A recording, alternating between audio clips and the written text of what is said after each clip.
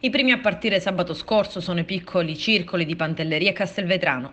Ma l'effetto valanga c'è già, non solo dal trapanese ma anche dall'agrigentino e dal catanese. Scatta una rivolta contro la decisione dei vertici nazionali del PD di bloccare i congressi.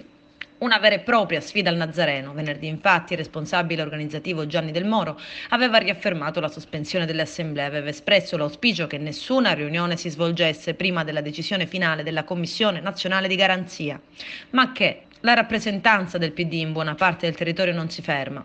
Ad Agrigento il segretario Giuseppe Zambito ha scritto a tutti i circoli annunciando che il congresso provinciale si farà venerdì 14 e che i congressi di circolo devono svolgersi entro giovedì.